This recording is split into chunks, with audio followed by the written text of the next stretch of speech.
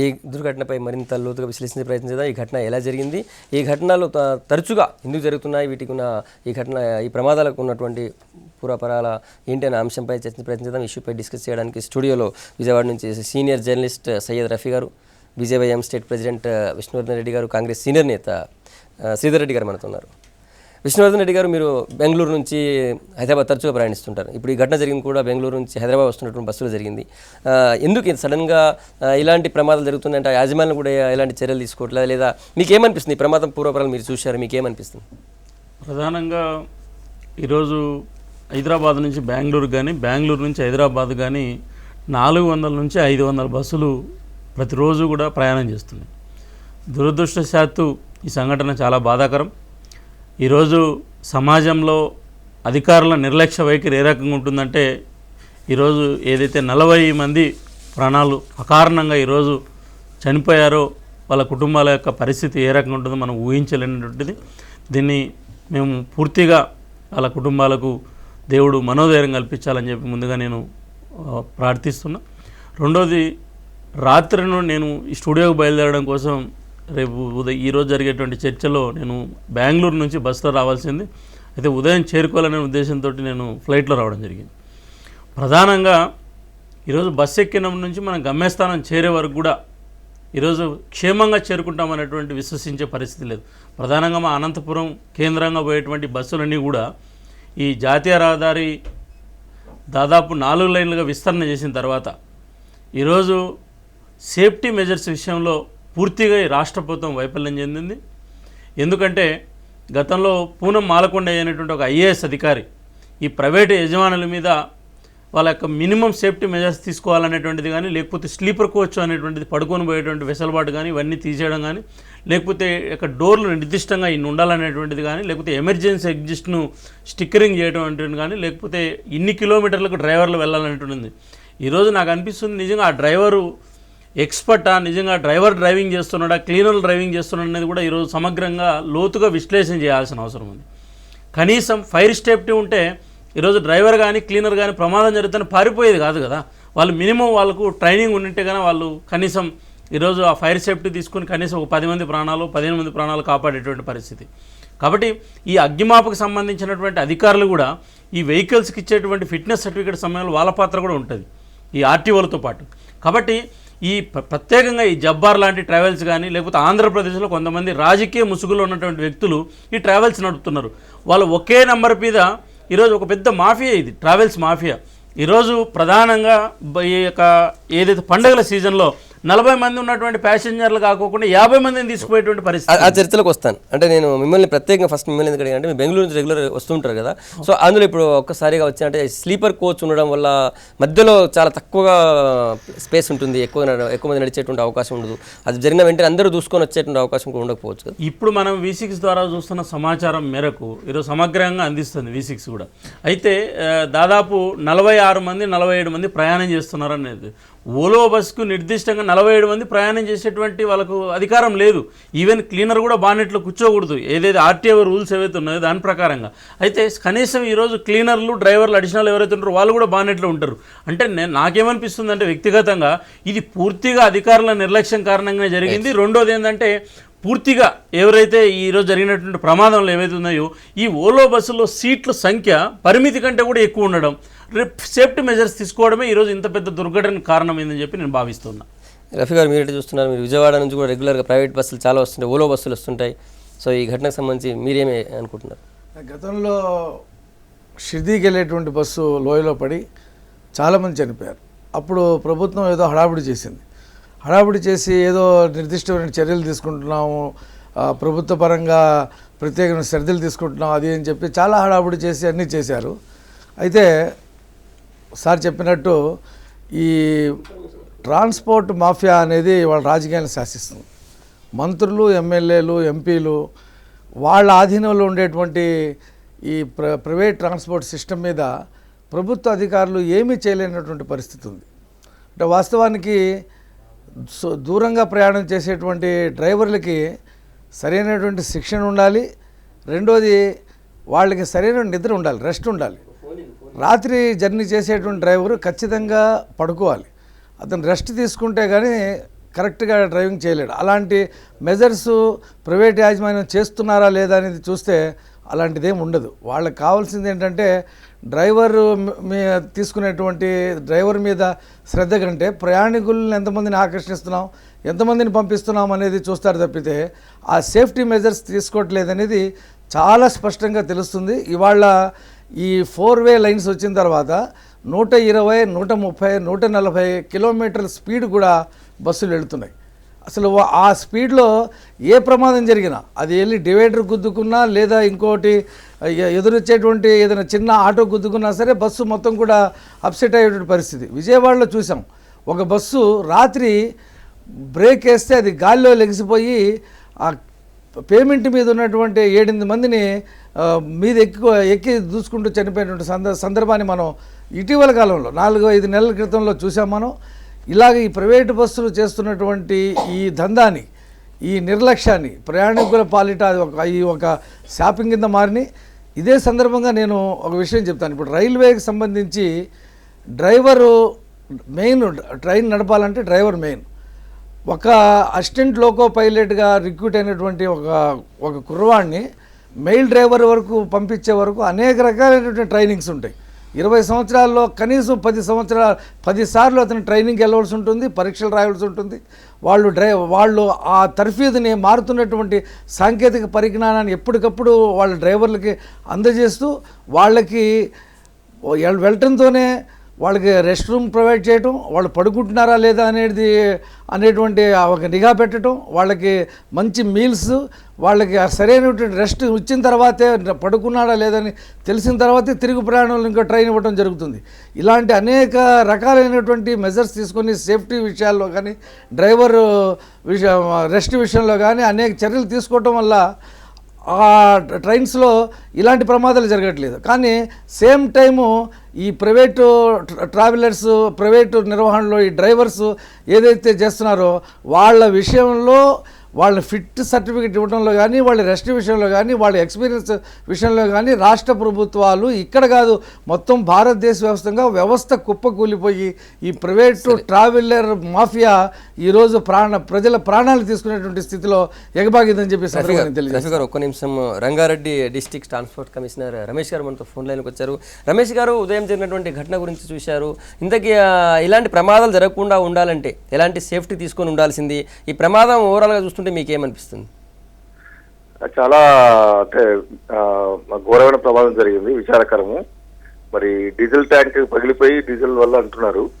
ఇది further investigation లో ఉంది.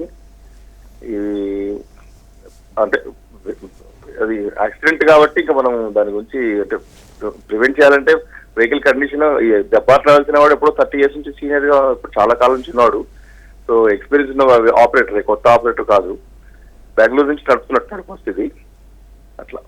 అంటే ముఖ్యంగా ఇలాంటి సందర్భాల్లో ఒక సడన్గా మంటలు వచ్చినట్టయితే అందులో ఉన్నటువంటి ప్రయాణికులను కాపాడేందుకు, ప్రయాణికులు బయటపడేందుకు ఎలాంటి జాగ్రత్తలు తీసుకొని ఉండాల్సింది మీ అనుభవంతో? మీరు చాలా ఇట్లాంటి చూసి అంటే బస్సులో ఫైర్ ఎక్స్టింగ్విషర్ ఉంటుంది, ఈ ఓలో బస్ కాబట్టి కనీసం అంటే ఇక ఫైర్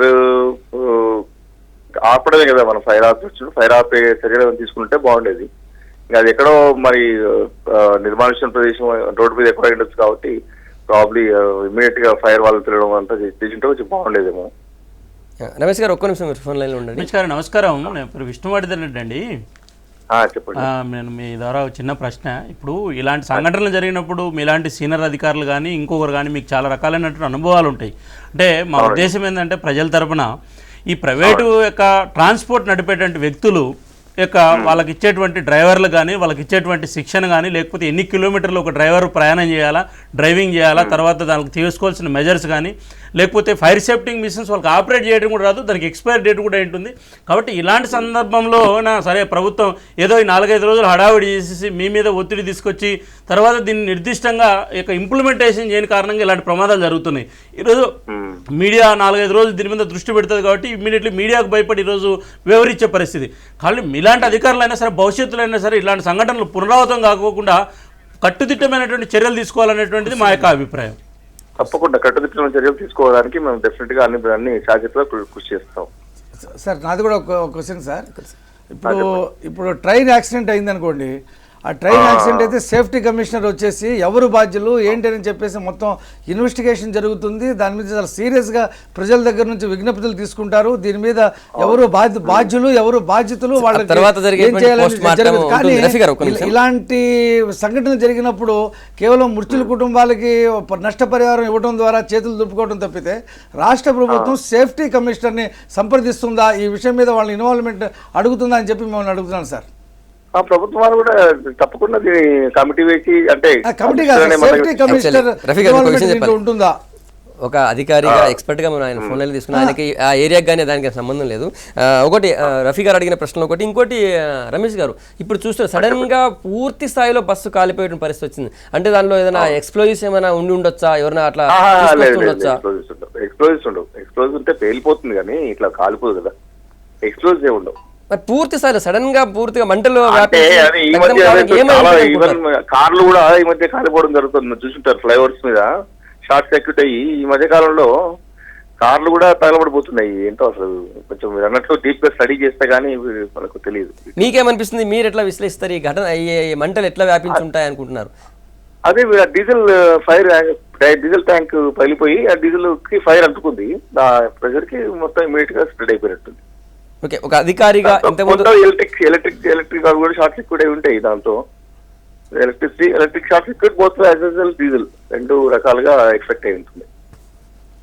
రఫీ గారు అన్నట్టు రఫీ గారు అడిగినట్టు ఇలాంటి ఘటన జరిగినప్పుడు ఒక రోజు 2 రోజులు హడావుడి చేయడం కాకుండా పూర్తి స్థాయిలో జాగ్రత్త తీసుకోవడం చేయాలి. ఏదన్నా మీరు అనేది లాంగ్ టర్మ్ ప్లాన్ పెట్టుకుని సార్. ఇప్పుడు సేఫ్టీ కమిషనర్ హైదరాబాద్ లో ఉన్నారు. వాళ్ళు ట్రైన్ యాక్సిడెంట్ జరిగినప్పుడు వాళ్ళు ఇన్వాల్వ్మెంట్ అయిపోతారు. ఎవరెవరిని శిక్షించాలి, ఏం చేయాలి, మెజర్స్ ఏం చేయాలని. ఇలాంటి బస్సు యాక్సిడెంట్ జరిగినప్పుడు సేఫ్టీ కమిషనర్ ఇన్వాల్వ్మెంట్ ఉందా, అసలు అలా సిస్టమ్ మన స్టేట్ గవర్నమెంట్ ఇన్వైట్ చేస్తుందా అని చెప్పి నాకు డౌట్ వచ్చి అడుగుతున్నాను సార్. కరెక్టే మీ ఐడియా, చూద్దాము. అంటే సేఫ్టీ కమిషనర్ లేరు కానీ డిపార్ట్మెంట్ లో ఉంది. ఇప్పుడు ఆల్రెడీ కమిషనర్, అడిషనల్ కమిషనర్ గారు దీని గురించి చాలా అంటే డీటెయిల్ గా ఎంక్వైరీ చేస్తున్నారు. డిపార్ట్మెంట్ కూడా చేస్తుంది. అదే మనం అడుగుతాం సార్. V6 ద్వారా నేను రాష్ట్ర ప్రభుత్వాన్ని అడుగుతున్నాను. తరచూ ఈ హై స్పీడ్ వల్ల 140 కిలోమీటర్ల స్పీడ్ వెళ్తున్నటువంటి ఈ బస్సుల వల్ల ప్రయాణికులు చాలామంది చనిపోతున్నారు, బస్సులు యాక్సిడెంట్ అవుతున్నాయి. రైల్వేలో ఉన్నటువంటి సేఫ్టీ కమిషనర్ పర్యవేక్షణ నిఘా ఏ రకంగా ఉంటుందో ఈ ప్రైవేటు ట్రాన్స్పోర్టు గవర్నమెంట్ ట్రాన్స్పోర్ట్ మీద కూడా సేఫ్టీ మెజర్స్ కోసం సేఫ్టీ కమిషనర్ వ్యవస్థను ఏర్పాటు చేయాలని చెప్పి ఈ V6 ద్వారా నేను ముఖ్యమంత్రిని కోరుతున్నానండి. ఓకే, థ్యాంక్ యూ రమేష్ గారు. సిద్ధిరెడ్డి గారు, కాంగ్రెస్ సీనియర్ లీడర్గా మీరు చాలా అనుభవం, రాజకీయ నాయకుడుగా ఈ ఇష్యూని ఎట్లా విశ్లేస్తారు? ముఖ్యంగా రాజకీయాలకు సంబంధం లేదు, అది మీకేమనిపిస్తుంది ఈ ఘటన చూస్తుంటే? నేను చాలా మిత్రుడు విజయ్ కుమార్ కానీ రఫీ గారు చాలా చక్కగా చెప్పారు. కానీ నేను తరచుగా ఈ ఓల్వా బస్సులో 1-2 సార్లు, అంటే బెంగళూరు నుంచి కూడా కొన్నిసార్లు, తర్వాత ఇక్కడ నుంచి షిరిడి కొన్నిసార్లు ట్రావెల్ చేయడం జరిగింది. బట్ ట్రావెల్ చేస్తున్నంతసేపు ఓల్వా బస్ చాలా బ్రహ్మాండంగా ఉంటుంది. చాలా బాగా మనము భూమి మీద ఏదో విమానం ల్యాండ్ అయ్యేటప్పుడు పోయినట్టు, రన్వే మీద పోయినట్టు చాలా బ్రహ్మాండంగా ఉంటుంది. That's experience is very fine.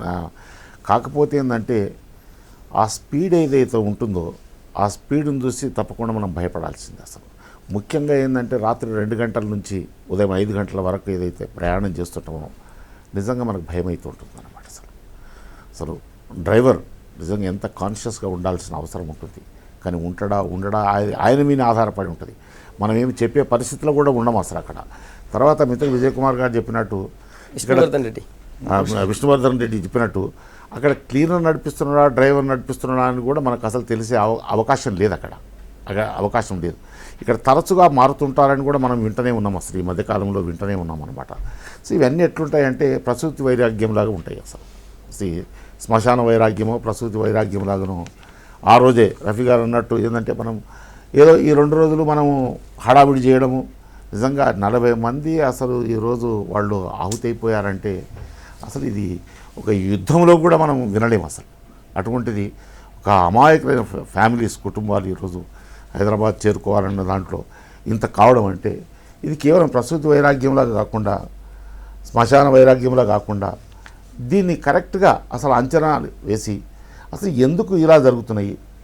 మీరు అన్నట్టు ఇది ఒక మాఫియా అయిపోయిందండి సార్. ట్రాన్స్పోర్ట్ ఒక మాఫియా అయిపోయింది.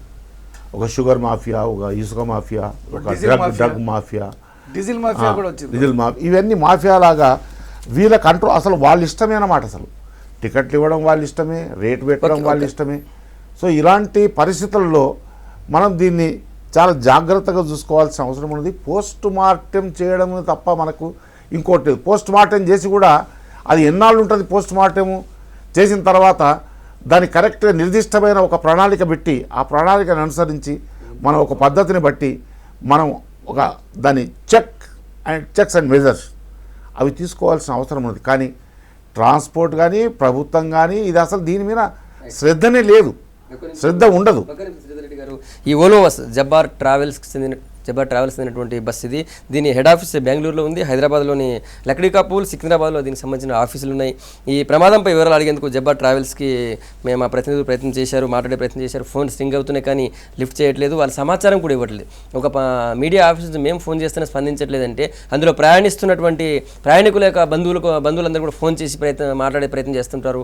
వాళ్ళ బంధువులు అందులో ఉన్నారా లేదా, నెక్స్ట్ ఇంకో బస్సులో ఉన్నారా తెలుసుకునే ప్రయత్నం చేస్తారు. ఎవరికి కూడా ఇంతకీ ఈ ఘటన ఎక్కడ జరిగిందో తెలుసుకునే ప్రయత్నం చేస్తారు. కానీ ప్రయాణికుల బంధువులు ఫోన్ చేసినా కూడా స్పందించినటువంటి పరిస్థితి ఉంది ఆ బస్సు యాజమాన్యం నుంచి. ఇది జబ్బార్ ట్రావెల్స్ నిర్లక్ష్యంపై గతంలో కూడా చాలా విమర్శలు వచ్చాయి. ప్రమాదాలు జరిగితే ఆ తర్వాత అందులో నుంచి బయటపడేందుకు ఎలాంటి సేఫ్టీ మెజర్స్ లేవని చెప్పి గతంలో చాలాసార్లు తేలింది కూడా. అది చాలా సీనియర్ ఆపరేటర్, జబ్బార్ ట్రావెల్స్ అనే సీనియర్ ఆపరేటర్ అయినప్పటికీ కూడా వాళ్ళ నిర్లక్ష్యం కూడా చాలా తీవ్రంగా ఉంటుందన్నటువంటి విమర్శలు కూడా చాలా సీరియస్గా ఉన్నాయి. అందులో నిజానికి విష్ణువర్ధన్ రెడ్డి గారు చెప్పినట్టు అందులో కెపాసిటీకి మించి తీసుకొచ్చే పరిస్థితి ఉంటుంది. ఆయన రెగ్యులర్గా వస్తుంటారు కాబట్టి బాగా తెలుసు. 40 మందికి ఉండాల్సినటువంటి పరిస్థితులు 50 మందిని 55 మందిని కూడా తీసుకొచ్చిన సందర్భాలు కూడా చాలా ఉన్నాయి. అందులో ఈ హాలిడేస్ సీజన్లో అయితే ఇంకా ఎక్కువగా ఉన్నటువంటి పరిస్థితి ఉంటుంది. దీనికి సంబంధించి ఘటనా స్థలం నుంచి మా ప్రతినిధి బాలకృష్ణ మరిన్ని వివరాలు అందించడానికి సిద్ధంగా ఉన్నారు. బాలకృష్ణ, ఇప్పుడు మీరు అక్కడే ఉన్నారు, అక్కడ ఉన్నటువంటి ఈ మృతదేహాలు ఎవరైనా గుర్తించే ప్రయత్నం చేశారా? ఈ ఘటనకు సంబంధించి స్థానికులు చూసిన వాళ్ళు ఎవరు ఉన్నారా, ఏమంటున్నారు? సంగప్ప, ఈ డీటెయిల్స్ మాత్రం ప్రస్తుతానికి ఇక్కడ మాత్రం లభించడం లేదు. ఎందుకంటే పోలీస్ స్టేషన్ లో ఇద్దరు లొంగిపోయారు, డ్రైవర్ గానీ అక్కడ సంబంధించిన క్లీనర్ గానీ. వాళ్ళకు కూడా పూర్తి వివరాలు తెలియకపోవడంతో పోలీసులు ఈ జబ్బర్ ట్రావెల్ సంబంధించిన మేనేజ్మెంట్ ఎవరున్నారో వాళ్ళ కోసం సంప్రదిస్తున్నారు. బెంగళూరులో మొత్తం ఈ సంబంధించిన సీట్ అలాట్మెంట్ బుకింగ్ అంతా అక్కడ జరుగుతుంది కాబట్టి అక్కడ త్రూ హైదరాబాద్ మేనేజ్మెంట్ 2 రకాలుగా ప్రయత్నాలు సాగిస్తున్నారు. ప్రస్తుతం ఘటనా స్థలంలో ఎస్పీ నాగేంద్ర కుమార్, కలెక్టర్ గిరిజా శంకర్ ఇద్దరు కూడా ఘటనా స్థలాన్ని పరిశీలిస్తున్నారు. ఈ మొత్తం క్లారిటీ ఇచ్చే పరిస్థితి ఇప్పుడు కొద్దిసేపట్లో క్లారిటీ ఇచ్చే పరిస్థితి ఉంది. వాళ్ళు కూడా ఈ విషయం తెలిసిన వెంటనే నోటిన సంఘటనా స్థలానికి చేరుకోవడం జరిగింది. మంత్రి డికేఆర్ కూడా ఇక్కడికి వస్తున్నట్టుగా తెలుస్తుంది. అయితే మొత్తం ఏంటంటే ఈ ఘటన మాత్రం కరెక్ట్ గా ఈ తెల్లవారుజామున చీకటి సమయంలో జరగడం తోటి అక్కడ డివైడర్ ఉంది స్పష్టంగా. ఈ కల్వర్టర్ ఢీకొనడంతో ప్రమాదం జరిగింది. కల్వర్టర్ను ఢీకొన్న తరుణంలో పక్కనే ఒక లోతైనటువంటి ఈ గుంత ప్రాంతం ఉంది. ఆ ప్రాంతంలో గనక ఒకవేళ ప్యాసింజర్లు దూకి ఉంటే కనీసం తక్కువ 10-15 మంది ప్రాణాలు మాత్రం కాపాడగలిగే వాళ్ళని చెప్పి మాత్రం స్థానికులు చెప్తున్నారు. అయితే క్లియర్ గా చూస్తుంటే అది గాఢ నిద్రలో ఉన్న సమయంలో ఈ ప్రమాదం జరిగింది. అయితే స్కోపే లేదు, అసలు వాళ్ళకు ఊహించని పరిణామం ఇది. చాలా క్రిటికల్ పొజిషన్ లో జరిగింది. ఈ దుర్ఘటనతోటి ఒక్కసారిగా మామనాడు జిల్లా అంతా కూడా ఒక్కసారిగా ఈ ఘటనా స్థలానికి చేరుకున్న పరిస్థితి కనిపిస్తుంది సంగప్ప. అయితే సహాయక చర్యలు మాత్రం ప్రస్తుతం 108 సాయంతో ఈ ఫైర్ ఇంజిన్ సాయంతో కూడా ఇంకా అక్కడ ఉన్నటువంటి మంటల్ని పొగని ఆర్పే ప్రయత్నం చేస్తున్నారు. చెల్లాచెదురుగా వస్తువులన్నీ పడ్డాయి. ఈ ఎవరైతే ప్యాసింజర్స్ ఉన్నారో ఇక్కడ నుంచి బెంగళూరు నుంచి హైదరాబాద్ బయలుదేరిన ప్యాసింజర్స్ వాళ్ళ సామాన్లు వాళ్ళ మృతదేహాలన్నీ కూడా చెల్లాచెదురుగా పడ్డాయి. ఒక భయానకమైనటువంటి దుర్ఘటన. ఈ సంఘటనల స్థలంలో ఒక భీతావహమైనటువంటి పరిస్థితి కనిపిస్తుంది. ఇంకో పక్క ఏంటంటే అసలు ఈ మృతదేహాలు అసలు ఏమాత్రం మసి అయిపోయాయి, అసలు గుర్తుపట్టలేని పరిస్థితిలో ఉంది సంగప్ప. ఫోన్ లైన్లో ఉండండి బాలకృష్ణ. విష్ణు గారు, ఒకసారి లోపలంతా ఫోమ్ ఉండడం, తర్వాత బట్టలు, ముఖ్యంగా ఈ ఓలో బస్సులు అన్నింటిలో కూడా అందులో స్లీపర్ కోచెస్ ఇవన్నీ బెంగళూరు నుంచి వచ్చేటి అని కూడా. సో మంటలు వచ్చిన మరుక్షణం వెంటనే అవి వ్యాపించే పరిస్థితి ఉంటుంది. సో మీరు ఎట్లా? దురదృష్టం ఏంటంటే ఈరోజు అసలు ఇప్పుడు మీరు ఒక బాధ్యతాయుతంగా ఒక ఛానల్ మిగతా ప్రజలకు అందుబాటులో ఉండాలనే ఉద్దేశంతో ఎవరు చనిపోయారు, ఎంతమంది ఉన్నారు, వాళ్ళ వివరాలు ఏంది అనేటువంటి. ఇప్పుడు మీరే నన్ను అడిగారు, మీరు బెంగళూరు నుంచి వచ్చారు అన్నట్టు. నేను ఇక్కడ స్టూడియో లోపలికి వచ్చినట్టు మా ఇంటి నుంచి ఫోన్ చేస్తారు, ఎక్కడి నుంచి మీరు ఉన్నారా, బస్సులో పోయారా, ఫ్లైట్లో పోయారు అంటే 40 మంది పైన వాళ్ళ కుటుంబాలు. ఒకసారి మనం ఆలోచిస్తే అసలు అది మనం వాళ్ళ దరిదాపుల ఊహల్లే కూడా అందదు. నేను ఏమంటానంటే ఈ సంఘటన ఇదేం కొత్త ఏం కాదు, ప్రమాదాలు జరగడం అనేటువంటిది. కార్లు చిన్న చిన్న కార్లు జరుగుతున్నాయి అనేటువంటిది మన సంబంధిత ఒక అధికారి ఇప్పుడు మాట్లాడని చెప్పి ఆయన నిష్పక్షపాతంగా చెప్పాడు, అభినందించాలి ఒక ఆర్టీ అధికారిగా. అంటే ఒక కారు ఇట్లా ఇన్సిడెంట్ జరిగినప్పుడే ప్రికాషన్స్ తీసుకుంటే ప్రభుత్వాలు కానీ అధికారులు కానీ ఈ పరిస్థితి ఉత్పన్నం కాదు. దౌర్భాగ్యం ఏంటంటే ఈరోజు అధికారంలో ఉన్నటువంటి మంత్రులు కానీ లేకపోతే అధికారులు కానీ దీన్ని మనం చూస్తే ఒకసారి దగ్గరగా పరిశీలిస్తే ఇట్లా సంఘటనలు కానీ వాళ్ళు ఎంత ఘోరంగా వ్యవహరిస్తారంటే ఈ అంశాల పట్ల కనీసం వాళ్ళ బాధ్యతాయుతంగా కూడా వ్యవహరించే పరిస్థితి ఉండదు. ఈరోజు అందుకే నేను ముందు మీకు మాట్లాడేటప్పుడు చెప్పాను, మాలకొండయ్య గారు, పూనం మాలకొండయ్య గారని ఈ రాష్ట్రంలోనే ఒక మంచి ఉన్నతాధికారి, ఒక మహిళా అధికారిగా ఆమె రిఫార్మ్స్ తీసుకొచ్చింది వీటి విషయంలో. రెండోది, ఈ డ్రైవర్లకు వాళ్ళకు మినిమం ఎక్స్పీరియన్స్ ఇన్ని సంవత్సరాలు ఉన్నటువంటి వ్యక్తిలో ఓలో బస్సు తోలాలన్నటువంటి నియంత్రణ ఉంది. వాళ్ళు ఎవరు ఇంప్లిమెంట్ చేసే పరిస్థితి లేదు. మేనేజ్మెంట్లు కూడా ఈరోజు ఈ సంఘటన ప్రధానమైన కారణం డ్రైవర్ ఇన్ఎఫిషియన్సీ. ఎగ్జాక్ట్లీ. మీరు ఒక విషయం యాడ్ చేస్తారు, మీరు కూడా ఇంతకుముందు అన్నారు డ్రైవర్ నడుపుతున్నాడా క్లీనర్ నడుపుతున్నాడు, దానికి ఎక్స్ట్రా డ్రైవర్ లేరు. నిజానికి రాత్రి పూట నడుపుతున్న బస్సుల్లో 2 డ్రైవర్లు ఉండాలి, దానికి 2 క్లీనర్లు ఉండాలి, ఒకరు రెస్ట్ తీసుకుని ఇంకోరు చేయడానికి. బెంగళూరు నుంచి వస్తున్నటువంటి బస్సుల్లో కంపల్సరీగా 2 డ్రైవర్ ఉండాలి. నిజానికి ప్రభుత్వ ఆర్టీసీ బస్సుల్లో అయితే 2 డ్రైవర్లు ఉంటారు, కానీ ఈ బస్సులో 2 డ్రైవర్లు ఉన్నట్టు కనిపించలేదు. కేవలం 2 లొంగిపోయారు, ఆ 2 కూడా ఒక డ్రైవరు ఒక క్లీనర్. మీరు అన్నటువంటి డౌట్ కూడా ఇక్కడ రేజ్ అవుతుంది. రఫీ గారు మీరు ఇప్పుడు ఒకటండి, ఇప్పుడు బస్సులో 40 మంది ప్రయాణం చేస్తున్నారు, వాళ్ళ వివరాలు డ్రైవర్కి తెలియదు, క్లీనర్కి తెలియదు. ట్రావెల్స్కి ఫోన్ చేస్తే వాళ్ళు ఫోన్ ఎత్తారు. అసలు ఎవరున్నారు, మేము బెంగళూరు నుంచి బయలుదేరి వస్తున్నాం అని చెప్పి ఇంటికి ఫోన్ చేస్తారు. ఏ బస్సులో వస్తున్నారు, ఏ బస్సు కాలిపోయింది, అసలు వస్తున్నారా లేదా అనేటువంటి ఆ వివరాలు తెలియక వాళ్ళ కుటుంబాలు ఎంత రోధిస్తుంటాయి. అదే ట్రైన్ చూడండి, ట్రైన్లో చార్ట్ ఉంటుంది, ఆన్లైన్లో ఉంటుంది. చార్ట్ కంటే కూడా ప్రభుత్వం ఇప్పటికి ఇన్ని గంటలు జరుగుతుంది, 4 గంటలు 5 గంటలు, మీరు ఇంత ఆందోళన చెందుతున్నారు. కనీసం ప్రభుత్వ పరంగా ఐపీఎస్ కానీ ఐఏఎస్ కానీ సంబంధిత మంత్రులు కానీ విష్ణు గారు పోస్ట్ మార్టం జరుగుతుంది ఇప్పుడు కాకపోతే రేపు. నేను ఏమంటానంటే భరోసా కల్పించేటువంటి ప్రయత్నం, ఆ కుటుంబాలకు సమాచారం అందించే ప్రయత్నము, ఒక ఇన్ఫర్మేషన్ సెంటర్ని ఇమ్మీడియట్లీ ఏర్పాటు, 40 మంది ప్రాణాలు ఈ ఒక సంఘటన జరిగితే అంటే నేనేమంటా అంటే రియాక్ట్ అయినటువంటిది స్పాంటినియస్గా ఉండాలని నేను కోరుకుంటున్నాను. ఇప్పుడు ఇదేంటంటే చాలా చక్కటి పాయింట్ చెప్పారు. ఏది ఇప్పుడు మనం ట్రైన్లో కంప్లీట్గా లిస్ట్ ప్రిపేర్ అయ్యి ఉంటుంది, ఎక్కడి నుంచి ఎక్కడ ప్రయాణం చేస్తున్నారు, ఎవరు ప్రయాణం చేస్తున్నారు, అడ్రస్, డెస్టినేషన్ ఏంటి, ఇవన్నీ కూడా. సో దీనికి కూడా అలాగనే పెట్టుకోవచ్చు. ఇప్పుడు జబ్బార్ ట్రావెల్స్ కానీ ఇంకో ట్రావెల్స్ కానీ దివాకర్ ట్రావెల్స్ కానీ బెంగళూరులో బోర్డు అయ్యింది అనుకోండి, ఆ చార్జ్ కంప్లీట్గా ఈ రోజుల్లో ఏముంది అంటే సెల్ ఫోను, ఇంటర్నెట్, కంప్యూటర్ అన్నీ అసలు 1 నిమిషాల్లో వచ్చేస్తుంది అన్నమాట అసలు. సో కంప్లీట్గా ఈ బస్సులో ఇంతమంది బోర్డు అయ్యారు, ఇంతమంది లేడీస్, ఇంతమంది జెంట్స్, ఇంతమంది పిల్లలు, ఇగో ఈ ఫలానా సీట్లు, ఫలానా నంబర్లు, ఫలానా మనుషులు అని అసలు లిస్ట్ కంప్లీట్గా ఎక్కడ హెడ్ ఆఫీస్లో ఉండాలి. డ్రైవర్ దగ్గర ఉండొచ్చు, హెడ్ ఆఫీస్లో హైదరాబాద్లో కూడా ఉండొచ్చు అనమాట. అసలు లిస్ట్ కంప్లీట్గా అట్లా లిస్ట్ ఉండొచ్చు. సో ఇవన్నీ ఏ నిబంధనలు లేవు. మనం అందుకొరకే నేను చెప్తున్నా కదా, ఇది కేవలం ఒక శ్మశాన వైరాగ్యం లాగానో ప్రసూతి వైరాగ్యం లాగానో అసలు ఏమి తర్వాత పట్టించుకోవడమే లేదు. ఇప్పుడు ఆమె చార్ట్ కంపల్సరీ మెయింటైన్ చేయాలని చెప్పారు. ఈ రోజు తమ్ముడు చేసినట్టు దాడిని ఒక కమిషనర్ మీద మనం చూసాం కదా, అవును, చార్ట్ కంపల్సరీ మెయింటైన్ చేయాలని చెప్పారు ఆమె.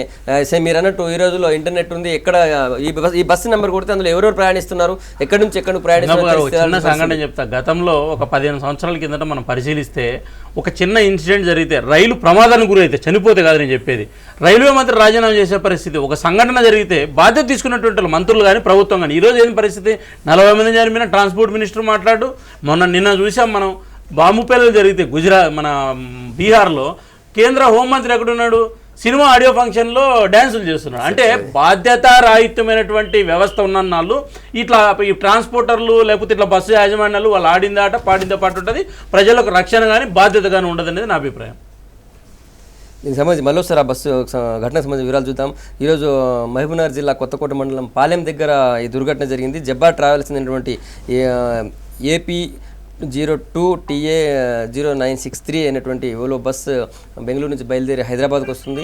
మధ్యలో కొత్తకోట దగ్గర ఒక ఫ్లైఓవర్ని దాటిన తర్వాత దాని పక్కన ఉన్నటువంటి ఒక టర్నింగ్లో మలుపు దగ్గర డ్రైవర్ చాలా స్పీడ్గా బస్సు నడపడం, పక్కన ఒక గుంత ఉండడంతో దాన్ని ఆయన టర్న్ చేసే ప్రయత్నం చేయడంతో ఒక్కసారిగా బస్సు వెనుక ఉన్నటువంటి ఆ డీజిల్ ట్యాంకర్ డ్రైవర్ ఢీకొంది. దాంతో ఒక్కసారిగా మంటలు వచ్చాయి. ఆ మంటలు బస్సు అంతటా వ్యాపించాయి. ఒక్కసారిగా అందులో గాఢ నిద్రలో ఉన్నటువంటి ప్రయాణికులందరూ నిద్ర నుంచి మేల్కొనకుండా నిద్రలోనే వాళ్ళు సజీవ దహనమైనటువంటి పరిస్థితి. అందులో కేవలం డ్రైవరు, క్లీనర్తో సహా ఒక 4-5 ప్రయాణికులు సురక్షితంగా బయటపడ్డారు. డ్రైవర్ క్లీనర్ వెంటనే ఆ బస్సును ఆపేసి అక్కడి నుంచి వెంటనే దూకి వాళ్ళ దగ్గరలో ఉన్నటువంటి అడ్డాకుల పోలీస్ స్టేషన్లోకి వెళ్ళి లొంగిపోయారు. ఇప్పుడు వాళ్ళు అక్కడ ఉన్నారు. వాళ్ళతో మరిన్ని వివరాలు తెలుసుకునే ప్రయత్నం పోలీసులు చేస్తున్నారు. ఇంతకీ అయితే వాళ్ళ దగ్గర కూడా ఈ ప్రయాణికుల చార్ట్ లేదు. ఎవరెవరు ఉన్నారు, ఎవరెవరు ప్రయాణిస్తున్నారు, ఎవరు ఎక్కడి నుంచి ప్రయాణిస్తున్నారు, వాళ్ళకి సంబంధించిన వివరాలు, వాళ్ళ ఫోన్ నెంబర్స్ కూడా లేనటువంటి పరిస్థితి. కాబట్టి చాలామంది ప్రయాణికుల బంధువులు ఒక్కసారిగా టెన్షన్ పడుతున్నటువంటి పరిస్థితి. ఎందుకంటే ఇంతకుముందే విష్ణు గారు చెప్పారు, బెంగళూరు నుంచి హైదరాబాద్ 4,000 బస్సులు, 500 బస్సులు, 500 ఓలో బస్సులు డైలీ ఆపరేట్ అవుతుంటాయి. రోజు బెంగళూరు నుంచి హైదరాబాద్ బెంగళూరు తిరుగుతుంటాయి. కాబట్టి ఈ ప్రయాణికుల బంధువులందరూ కూడా టెన్షన్ పడుతున్న పరిస్థితి. అందులో జబ్బా ట్రావెల్స్ సీనియర్ ఆపరేటర్, వాళ్ళకి చాలా బస్సులు కూడా ఎక్కువగా ఉంటాయి. బెంగళూరు హైదరాబాద్ కూడా ఎక్కువ బస్సులు తిరుగుతుంటాయి. దీనికి సంబంధించి ఎన్ని బస్సులు తిరుగుతున్న వివరాలు లేకపోయినప్పటికీ చాలా బస్సులు ఎక్కువ బెంగళూరు హైదరాబాద్ తిరిగే బస్సులో జబ్బా ట్రావెల్స్ ప్రధాన షేర్ ఉంటుంది. ఆ ప్రయాణికులందరూ కూడా టెన్షన్ పడుతున్నారు. ఏ బస్సులో వాళ్ళ బంధువులు వెళ్ళారు, వాళ్ళకి సంబంధించిన వివరాలు తెలుసుకునే ప్రయత్నం చేస్తున్నారు. కానీ జబ్బా ట్రావెల్స్ సంబంధించినటువంటి యాజమాన్యం మాత్రం స్పందించట్లేదు. ఇందులో ఉన్నటువంటి ప్రయాణికుల వివరాలు చెప్పడానికి ఎవరైతే ముందుకు రావట్లేదు ఇప్పటివరకు అయితే. ఇంకొక విషయం రఫీ గారు, ఒకసారి ఈ ఇష్యూస్ జరిగినప్పుడు సరే తర్వాత పోస్ట్ మార్టం ఏదైనా ఉండేనండి, కనీసం లోపల ఒకటి ఇట్లాంటి ఓలో బస్సులు అన్ని సీల్డ్ విండోస్ ఉంటాయి. అవి వెంటనే తీయడానికి రావు. ఏదైనా మామూలు బస్సు అయితే మంటలు రాగానే ఆ విండో ఓపెన్ చేసుకొని కింద దూకిపోయే పరిస్థితి ఉంటుంది. కానీ ఇది సీల్డ్ గార్డ్ బయటకు వచ్చే అవకాశం ఉండదు. కేవలం 1-2 ఎమర్జెన్సీ ఎగ్జిట్స్ ఉంటాయి. అక్కడ సుత్త లాంటి హ్యామర్ లాంటి ఇవి కూడా పెట్టాలని చెప్తుంటారు. కానీ కనిపిస్తాయి అలాంటి హ్యామర్ లాంటిది పెట్టినా సరే ఇది కష్టం సార్. దాన్ని ఆటోమేటిక్గా తీయగలిగినటువంటి మెజర్మెంట్స్ ఉండాలి, ఆ సిస్టమ్ ఉండాలి. అంతేగాని హ్యామర్ తీసుకొచ్చి కొట్టి ఆ గ్లాసు పగలగొట్టి బయటికి రావటం ఉండదు. అది ఏసీ బయటికి వెళ్లకుండా దాన్ని కాపాడుతూ ఉండాలి. అవసరమైతే దాన్ని ఏసీ నుండి బయటికి తీసుకొచ్చి ఎమర్జెన్సీలో తీసేటువంటి ప్రొవిజన్ లేదు.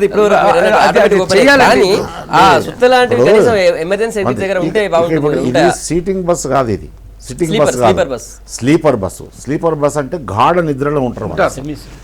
సెమీ స్లీపర్ అంటే ఇలా పడుకుంటారు. ఓకే, సెమీ స్లీపర్ బస్ అయినా రిలాక్సింగ్ మోడ్లో ఉంటారు. తర్వాత ఘటన ఇప్పుడు 3-4 o'clock అనుకుంటా, బహుశా 3 to 5, 6 వరకు, 3 to 5 చాలా గాఢ నిద్రలో ఉంటారు అసలు ఎవరైనా కానీ.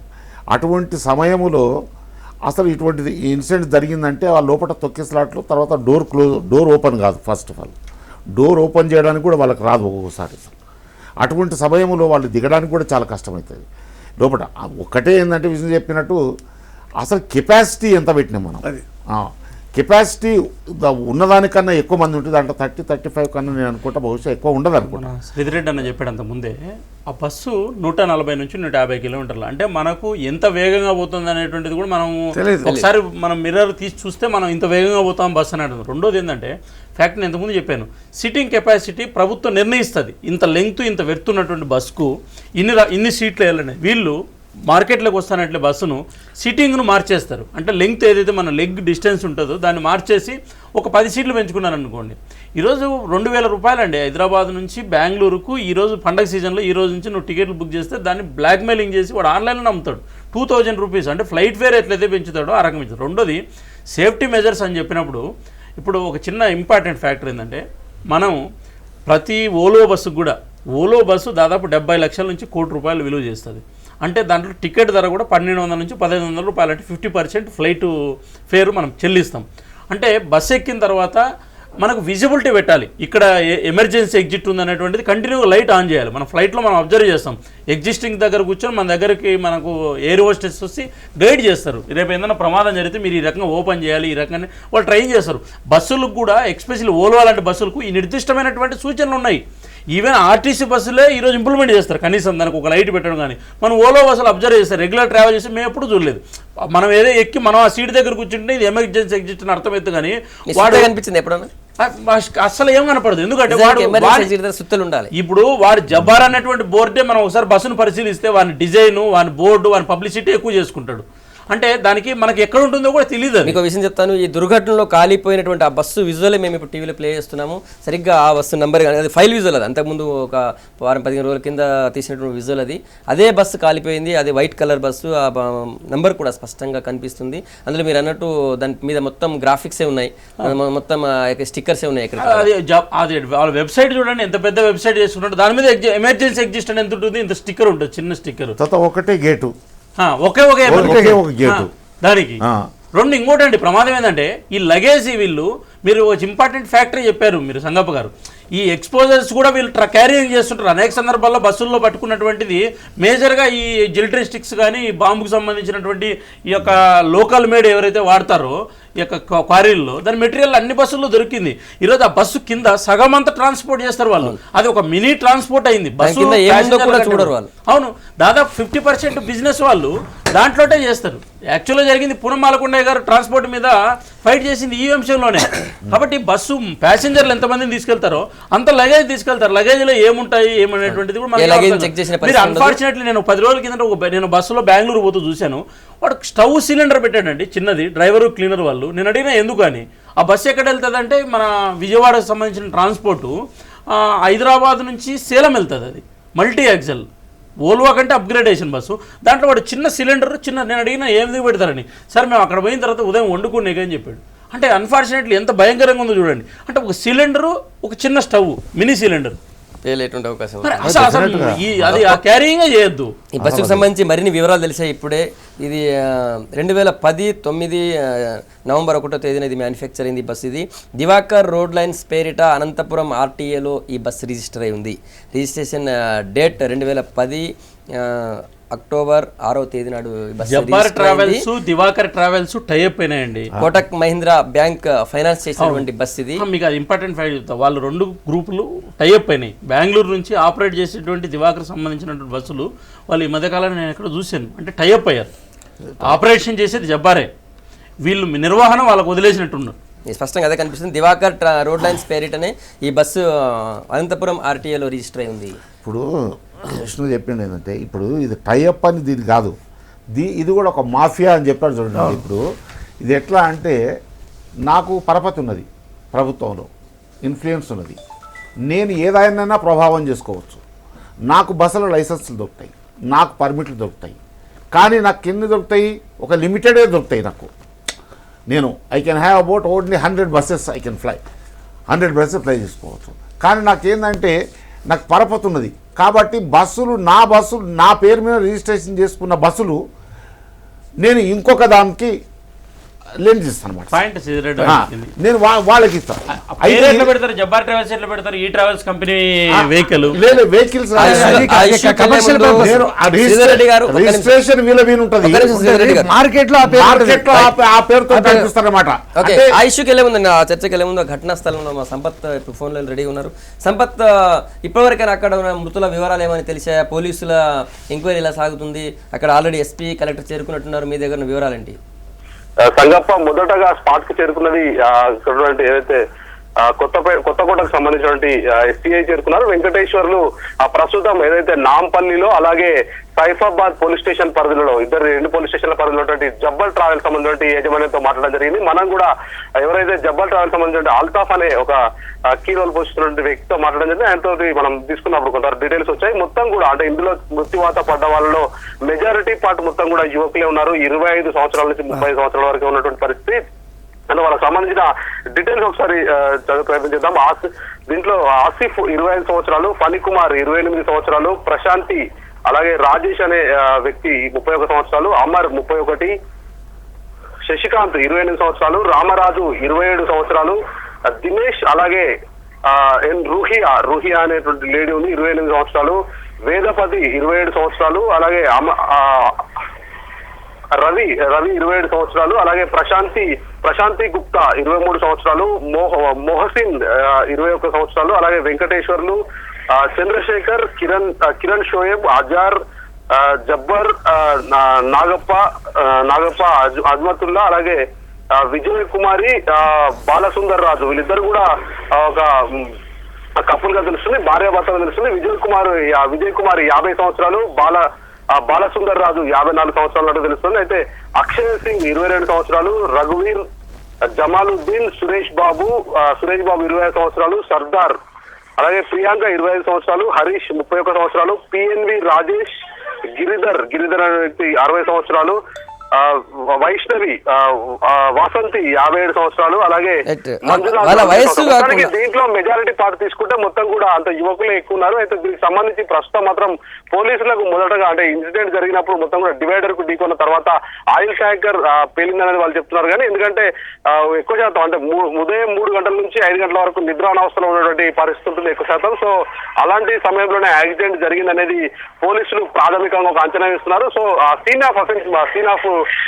సీన్ బట్టి మాత్రం ఖచ్చితంగా ముందుగా యాక్సిడెంట్ కు ముందుగానే కొంతవరకు ఏదో ప్రమాదం జరిగి ఉంటుంది ట్రావెల్స్ కి సంబంధించి. దాని నేపథ్యంలోనే పక్కకు తీయడానికి ప్రయత్నిస్తున్న నేపథ్యంలో డివైడర్ కు ఢీకొని తర్వాత ఆయిల్ ట్యాంక్ లీక్ కావడం, తర్వాత మంటలు చెలరేగడం జరిగి ఉంటుంది అనేది మొదటగా అక్కడ నుండి ఆర్టీఐ వాళ్ళు అలాగే పోలీస్ అధికారులు వచ్చిన తర్వాత వాళ్ళు అంచనా వేసిన దాన్ని బట్టి మొత్తానికి అవుట్కమ్ వచ్చింది. ఏదైనప్పటికీ దాంట్లో ఉన్నటువంటి వాళ్ళ డీటెయిల్స్ మాత్రం తెలియట్లేదు. ఎందుకంటే డిఫరెంట్ ట్రావెల్స్ లో వీళ్ళంతా బుకింగ్స్ చేసుకున్నారు. బెంగళూరు నుంచి హైదరాబాద్ వస్తున్నటువంటి వీళ్ళలో దాదాపుగా మెజారిటీ పార్ట్ హైదరాబాద్ చెందినటువంటి హైదరాబాద్ వాసులే ఎక్కువగా ఉన్నట్టుగా తెలుస్తుంది. మొత్తానికి దీనికి సంబంధించి సహాయ చర్యలు అయితే కొనసాగుతున్నాయి. దీనికి సంబంధించి దర్యాప్తు కొనసాగుతుంది. ఇద్దరిని ప్రస్తుతం ట్రావెల్ కి సంబంధించి జబ్బర్ ట్రావెల్ సంబంధించి 2 వ్యక్తులను సైఫాబాద్ పోలీసులు అదుపులోకి తీసుకొని దానికి సంబంధించిన ఇన్ఫర్మేషన్ తీసుకుంటున్నారు. దానికి సంబంధించి ఇక్కడ ఏదైతే డీటెయిల్స్ ఉన్నాయో ఇక్కడ బుక్ అయినటువంటి డిఫరెంట్ ట్రావెల్స్ సంబంధించినటువంటి డాటాను కలెక్ట్ చేసుకొని మొత్తం కూడా అక్కడ మహబూబ్నగర్ లో ఉన్నటువంటి కొత్తకోటలో ఉన్నటువంటి పాలెం దగ్గర ఉన్నటువంటి అధికారులకు మొత్తం కూడా ఫ్యాక్స్ రూపంలో పంపిస్తున్న పరిస్థితి. దాన్ని బేరీ చేసుకొని ఎవరెవరు ఉన్నారు, అలాగే దాంట్లో బుక్ చేసుకున్నప్పుడు కొంతమంది మొబైల్ ద్వారా బుక్ చేసుకున్నారు, కొంతమంది ఆన్లైన్ లో బుక్ చేసుకున్నారు, కొంతమంది అయితే డీటెయిల్స్ చెప్పలేటువంటి పరిస్థితి. సో కేవలం నేమ్స్ ఉన్న వాళ్ళ పరిస్థితి కొంతవరకు ఆందోళనకరంగా ఉంది. ఎందుకంటే నేమ్స్ తో వాళ్ళను ట్రాక్ అవుట్ చేయడం కొంత కష్టంగా మారుతుంది కాబట్టి పోలీసులకు కొంత తలనొప్పిగానే మారుతుంది.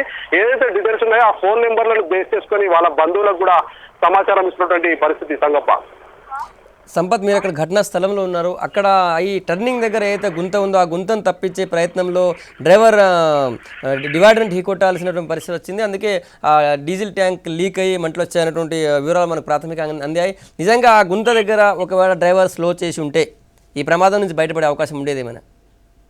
ఖచ్చితంగా, ఎందుకంటే అదే రోడ్డు పైన ఒకవేళ ఆపేసి ఉంటే డైవర్ట్ చేయడానికి అంటే బస్సును డైవర్ట్ చేయడానికి కనుక ప్రయత్నం చేయకపోతే అక్కడ ఒకవేళ జరిగితే చిన్నపాటి యాక్సిడెంట్ జరిగి ఉండేది. కానీ ఇంత పెద్ద ప్రాణ నష్టం మాత్రం జరగకపోయి ఉండేది అనేది ఇక్కడ అధికారులు చెప్తున్నటువంటి పరిస్థితి.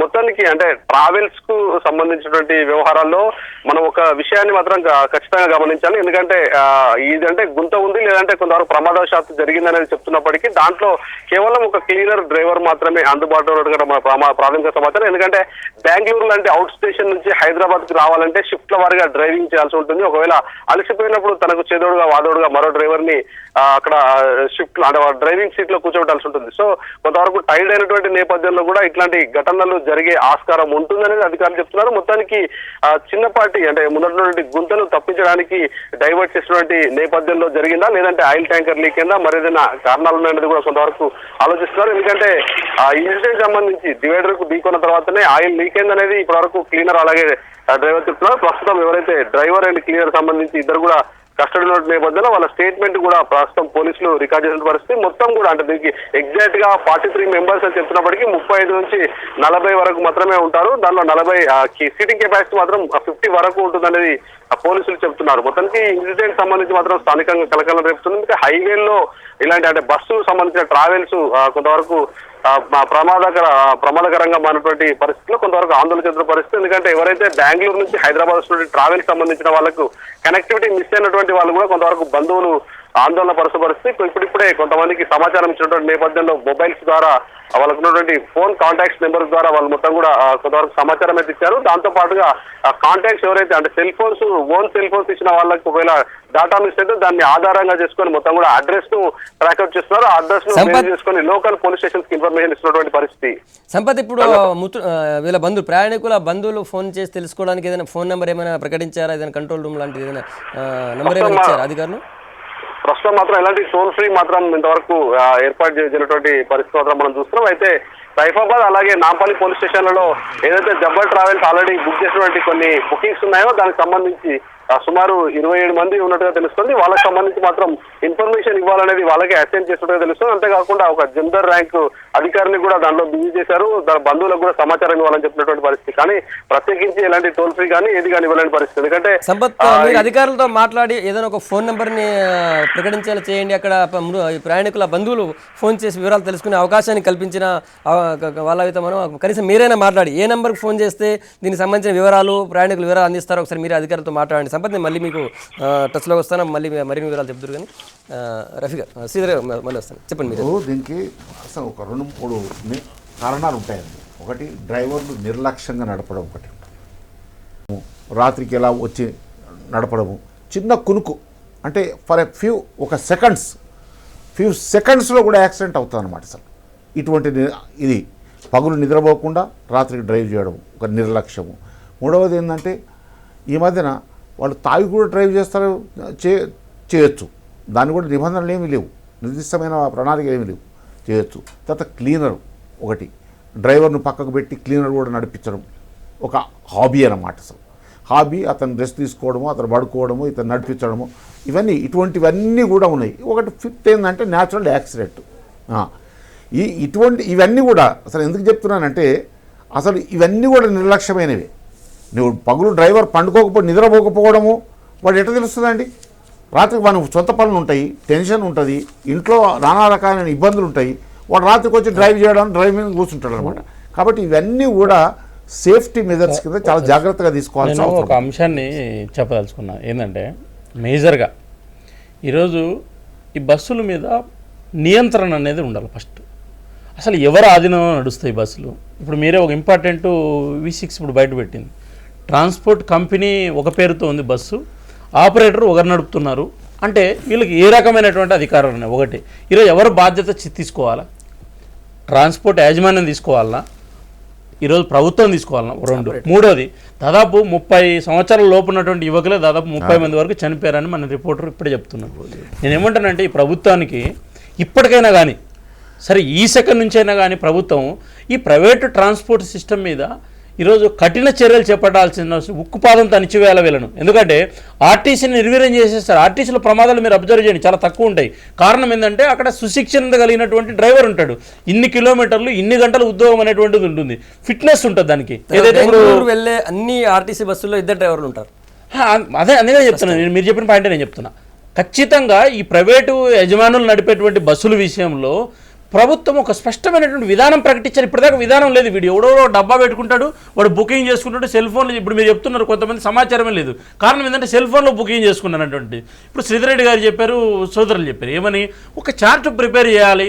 బాధ్యత లేదా ప్రభుత్వానికి, లేకపోతే ట్రాన్స్పోర్ట్ యజమానికి బాధ్యత లేదా? కాబట్టి ఇప్పటికైనా సరే ప్రభుత్వము కనీసం ఈ సెకండ్ నుంచి అయినా కానీ ఒక నిర్దిష్టమైనటువంటి ఒక విధానాన్ని ఈ ప్రైవేటు ఆపరేటర్ల మీద కఠినంగా నిర్ణయం తీసుకొని అమలు చేసి ప్రయాణికులను రక్షించాల్సిన బాధ్యత ఉంది. ఇప్పటి నుంచైనా ఇంప్లిమెంట్ చేయాలని చెప్పి నేను గుర్తు చేస్తున్నాను. ఇప్పుడు సార్ చెప్పినట్టు ఈ నియంత్రణ చేయాలి, దీని మీద కట్టుదిట్టమైన చర్యలు తీసుకోవాలి అనేది మన అరణ్య రోదనేస్తారు ఇవాళ వ్యవస్థలో. ఇవాళ ఎవరైతే వ్యవస్థల్ని శాసిస్తున్నారో వాళ్ళే ఈ మొత్తం కాంట్రాక్ట్ సిస్టాన్ని, ఈ ప్రైవేటు ట్రాన్స్పోర్ట్ సిస్టాన్ని వాళ్ళు కలిగి ఉన్నారు. చట్టాలు చేసే వాళ్ళే ఇవాళ వాళ్ళు మాఫియా లీడర్స్ ఉన్నారు. వాళ్ళకి అనుకూలమైనటువంటి విధానాలు తీసుకొస్తారు. రేపొద్దున ఏదైనా మంచి అధికారి వచ్చేది చేస్తారంటే వాళ్ళు టార్చర్ చేస్తారు. కాబట్టి ఇవాళ మనం చూస్తే ఇంటర్నేషనల్ స్టాండర్డ్లో ఇవాళ ఫ్లైట్స్లో ఏ రకమైనటువంటి మెజర్స్ తీసుకుంటున్నారో వాళ్ళని చూసి రైల్వే తీసుకుంటుంది, రైల్వేని చూసి ఆర్టీసీ తీసుకుంటుంది. ఆర్టీసీని చూసైనా కనీసం ఈ ప్రైవేటు యాజమాన్యాన్ని ఆ రకమైన దారిలో తీసుకురాకపోతే మరింత ప్రమాదాలు జరిగేటువంటి పరిస్థితి అయితే ఖచ్చితంగా. రూల్స్ బాగానే ఉంటాయి కానీ పాటించే మనస్తత్వం కూడా కురవడింది అనేటటువంటి ఇప్పటికైనా స్పష్టంగా గవర్నమెంట్ విధానాన్ని ప్రకటించాలి. గారు మార్నింగ్ ఎడిషన్ పాల్గొని మీ అభిప్రాయం చెప్పినందుకు ధన్యవాదాలు. ఇది వాళ్ళ మార్నింగ్ ఎడిషన్. మళ్ళీ ఇదే టైం కలుద్దాం. Stay tune.